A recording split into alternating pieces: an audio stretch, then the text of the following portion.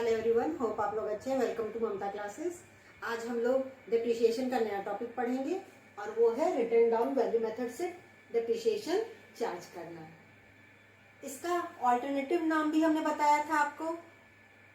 पहला नाम हो गया रिटन डाउन वैल्यू मेथड, दूसरा है रिड्यूसिंग बैलेंस मेथड, तीसरा डिमिनिशिंग बैलेंस मेथड। अब इसको समझाने के लिए हम अभी एक एग्जांपल लेंगे, लेकिन उससे पहले आप इसका फॉर्मूला लिख लीजिए। फॉर्मूला सिंपल सा है इसका, annual depreciation is equal to total cost of the asset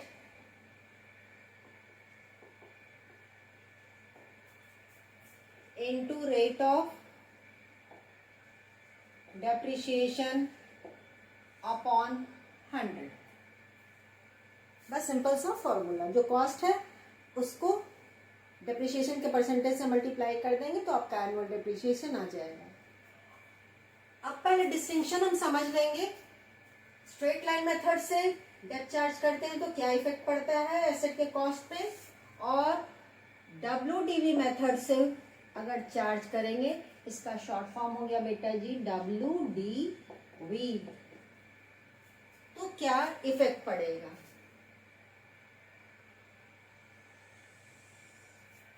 suppose कीजिए हम एसेट का कॉस्ट ले रहे हैं 10,000 रुपया। कोई भी मशीन हो, कुछ भी है। डेप्थ का परसेंटेज बहुत सिंपल सा परसेंटेज 10%। स्ट्रेट लाइन मेथड के अनुसार अगर हम डेप्थ चार्ज करते हैं तो मेरा जो कॉस्ट है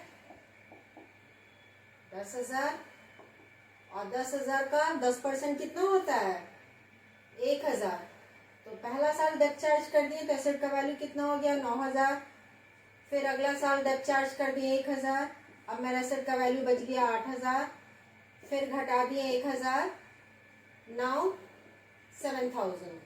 हर साल इक्वल इंस्टॉलमेंट में हमारा डेप्रिसिएशन चार्ज हो रहा है, इसलिए तो इसका इक्वल इंस्टॉलमेंट मेथड भी नाम बोला गया है। तो ये सिंपल तरीका है अगर SLM मेथड फॉलो करके हम डेप्थ चार्ज करते हैं। तो WDV में क्या होगा, अब कॉस्ट तो यहाँ भी मेरा 10,000 है। पहला साल आप 10,000 का 10% डेप्थ चार्ज किए तो 1,000। एसेट का वैल्यू घट करके कितना आ गया 9,000। This is written down value of the asset. Next year इस 9,000 का 10% डेप्थ चार्ज होगा, तो 9,000 का 10% 900। अगला साल 900 डेप्थ से मेरा एसेट का वैल्यू घट गया, अब उसका वैल्यू बच गया सेकेंड ईयर के एंड में 8,100। तीसरा साल 8,100 का डेप्रिसिएशन 810 रुपया घटेगा। अब एसेट का वैल्यू कितना बच गया 7,290 रुपया।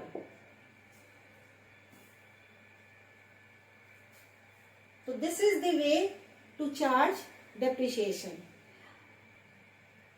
इसका बेसिक कॉन्सेप्ट ये है कि शुरू में उसका कॉस्ट ज्यादा है तो पहला साल में डेप्रिसिएशन ज्यादा चार्ज हुआ। फिर नेक्स्ट ईयर उसका वैल्यू घट गया, अब वैल्यू घट गया तो उसका डेप्रिसिएशन का अमाउंट भी घट जाना चाहिए। तो रिटन डाउन वैल्यू जो आया था, यानी कि डेप्रिसिएशन लेस करने के बाद जो अमाउंट आता है उस पे हम डेप्थ चार्ज करते हैं। यहाँ पर हम एक बार में डेप्रिसिएशन कैलकुलेट करके नहीं रख सकते हैं, क्योंकि जो बैलेंस घटता जाएगा ईयर आफ्टर ईयर उसी पे डेप्रिसिएशन कैलकुलेट किया जाता है। तो ये बेसिक डिफरेंस है written down value method and SLM method पे। अभी WDV मेथड से रिलेटेड एक न्यूमेरिकल सॉल्व कर लेंगे, हमको और अच्छे से समझ में आ जाएगा। अभी ये क्वेश्चन आपके स्क्रीन पे डिस्प्ले होगा, इसका स्क्रीनशॉट ले लीजिए। Let's start with the question. Rohini Cement Limited purchased on 1st April 2015 a plant of rupees 80,000. Rohini limited एक प्लांट खरीदा है 80,000 का। पीरियोडिक टेबल हम साथ में बनाते चल रहे हैं ताकि फटाफट हमारा बन जाए। इसका स्क्रीनशॉट ले लिए होंगे आप, नहीं लिए तो फटाफट ले लीजिए। पहला प्लांट हम खरीदे बेटा जी 1 अप्रैल को, तो हमारा अकाउंटिंग ईयर शुरू हो रहा है 1 अप्रैल से 2015। अप्रैल 1 M1 और ये परचेज है। Cost of this asset is ₹90,000। On 1st October 2016, it purchased another machine for ₹40,000। अब 15 के बाद कौन सा साल होगा हमारा? अकाउंट्स क्लोज होगा 2016 में मार्च 31। फिर 2017 मार्च 31 एंड 2018 मार्च 31। सेकेंड मशीन खरीदने का डेट दिया है ऑन 1 जुलाई 2016। मार्च के बाद, जुलाई मार्च के बाद आता है, तो यहाँ एक मशीन और खरीदा गया जुलाई 1। और इसका कॉस्ट क्या है? 48। परचेज किए हम लोग 48,000 रुपया में। उसके आगे बोल रहा है on 1 December 2017 the plant purchase on 1 April 2015 was sold off for ₹42,000। 1 दिसंबर 2017 को पहला प्लांट हम सेल कर दिए। 1 दिसंबर 2017 यानी कि मार्च के बाद दिसंबर आता है 2017।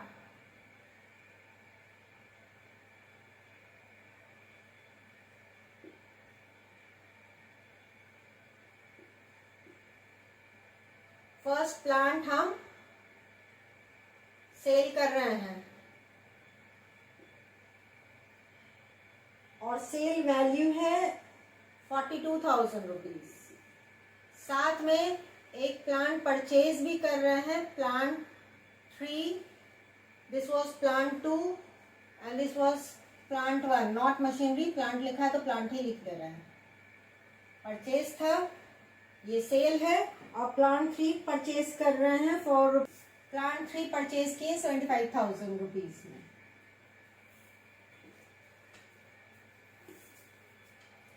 Depreciation is provided at 10% per annum on the diminishing balance method every year। डेप्ट चार्ज करने का परसेंटेज है 10%।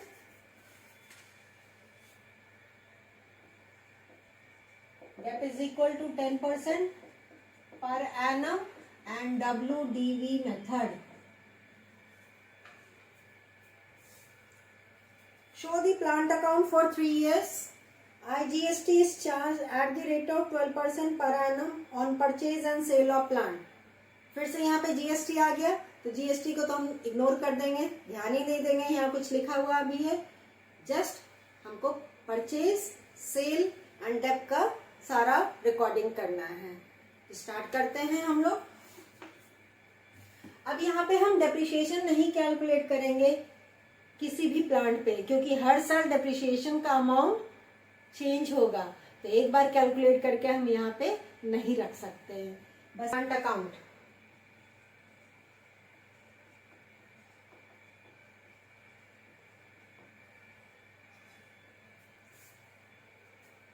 आपने भी होप फॉर्म में ड्रॉ कर लिया है।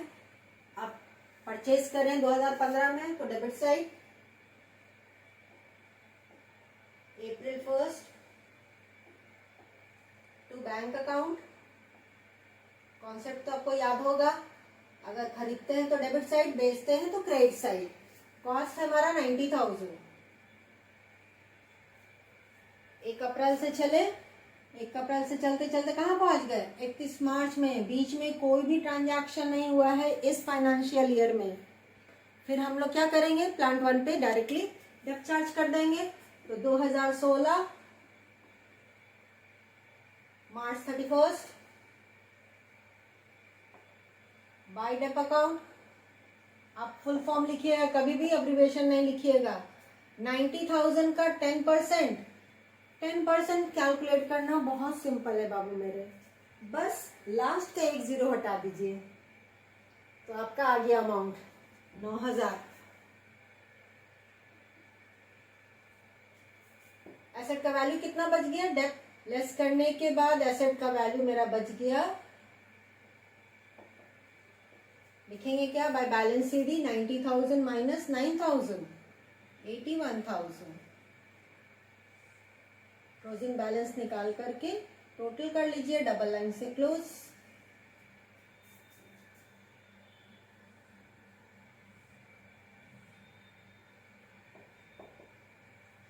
अब यही closing balance next financial year के 1 अप्रैल को ओपनिंग बैलेंस हो जाएगा। 2016 अप्रैल 1। मार्च के बाद अप्रैल आता है, कैलेंडर नहीं चेंज होता है, साल नहीं चेंज होता है। बहुत बच्चे साल भी चेंज कर देते हैं, नहीं, जो 2016 था वही रहेगा 16 ही, लेकिन बस मंथ चेंज हुआ है। To balance BD 81,000। This is the opening balance for the next financial year. अब देखिए चलते हैं यहाँ से।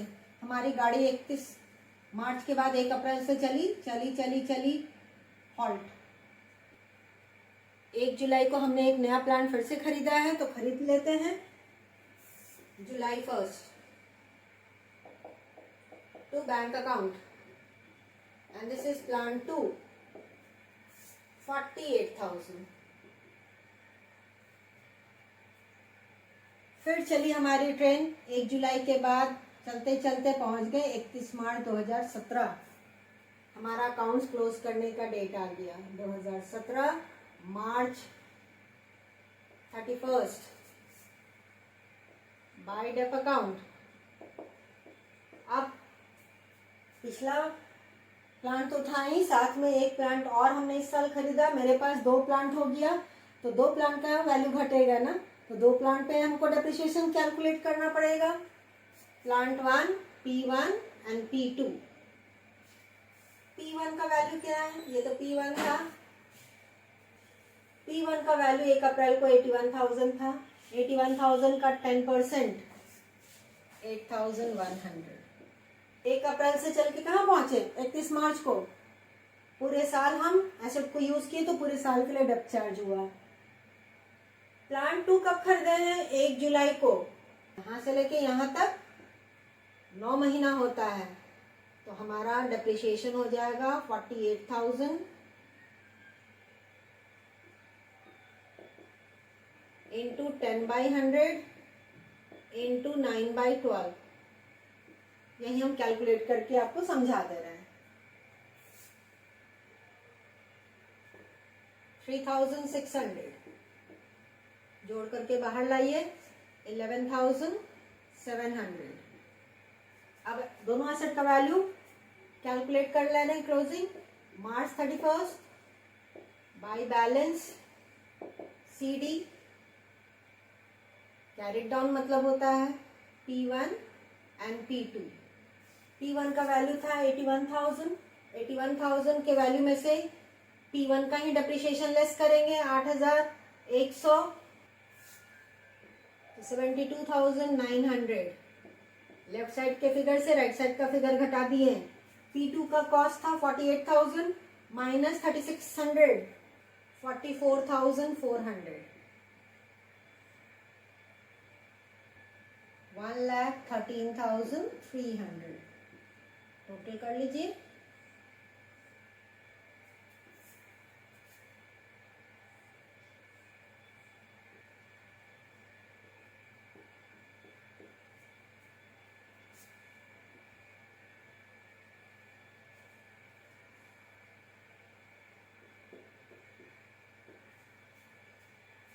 यहाँ पे मिस्टेक हो गया था, दोनों का टोटल होगा 1,17,300। अभी जो क्लोजिंग बैलेंस था 1 अप्रैल का opening balance 2017 April 1 to balance BD P1 and P2। P1 72,900 and P2 44,400, 1,17,300। अब देखिए क्या सिचुएशन है।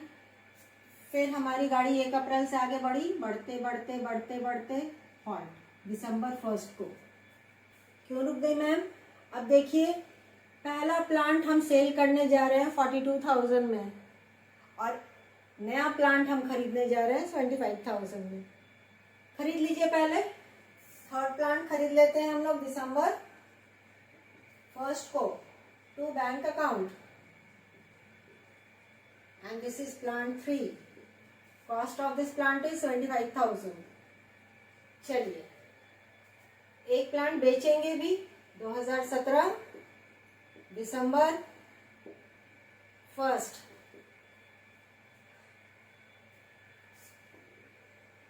Bye bank account, this is P1। Sale value 42,000। अब 1 अप्रैल से 1 दिसंबर तक एसेट यूज हुआ है तो उस पर डेप भी चार्ज होना चाहिए, इजंट इट? जब एसेट यूज किए तो उसका वैल्यू भी घटेगा, तो डेप चार्ज कर लीजिए बाय डेप अकाउंट। एसेट का वैल्यू कितना था? 72,000 1 अप्रैल को। पीछे वाले से हमको कोई लेना देना नहीं। इंटू 10/100, और कितना महीना? 8 महीना, 8/12। 1 दिसंबर है, बिगनिंग ऑफ द मंथ, तो वो मंथ कंसिडर नहीं होगा।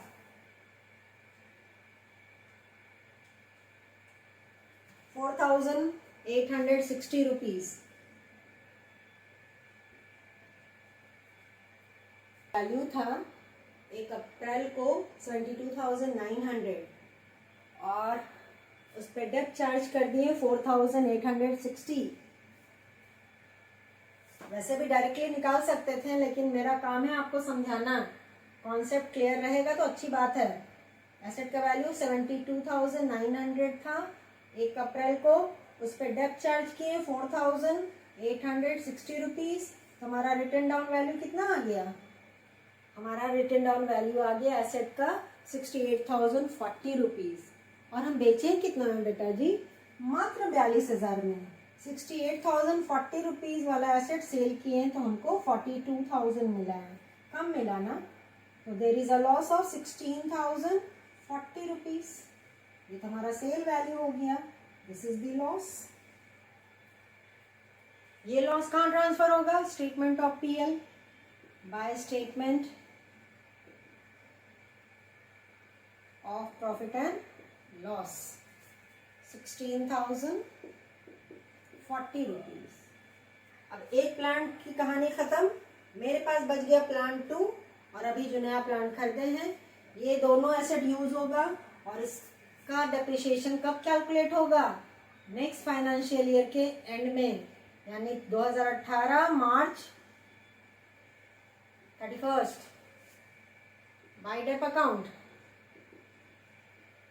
Plant 2 and plant 3। प्लांट 2 तो पूरे साल हम यूज किए हैं, तो उस पर पूरे साल का डेप चार्ज हो जाएगा 44,400 का 10%, 4,440 रुपया। और अभी जो प्लांट खरीदे हैं 75,000 का, 1 दिसंबर को खरीदे हैं। 1 दिसंबर से चलकर अगर 31 मार्च 2018 को पहुंच रहे हैं, कितना महीना? 4 महीना। तो 4 महीने के लिए ही डेप कैलकुलेट होगा। 75,000 इंटू 10/100 इंटू 4/12, 1,500। दोनों का वैल्यू जोड़ करके बाहर लाइए, 6,940 रुपीज। प्लांट का क्लोजिंग बैलेंस निकाल लीजिए। By balance CD, P2 and P3। 44,400 minus 4,040 rupees, it is equal to 39,960 rupees। 75,000 minus 2,500, 72,500। जोड़ करके बाहर ले आइए। 1,12,460, फाइनल ग्रैंड टोटल कर लीजिए। होप आपके फ्रेम में आ रहा हो।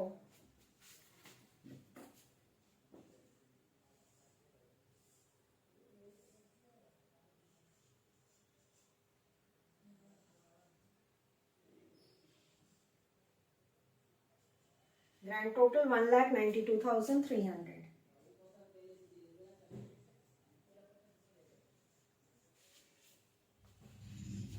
होप आपको ये न्यूमेरिकल अच्छे से समझ में आ गया है।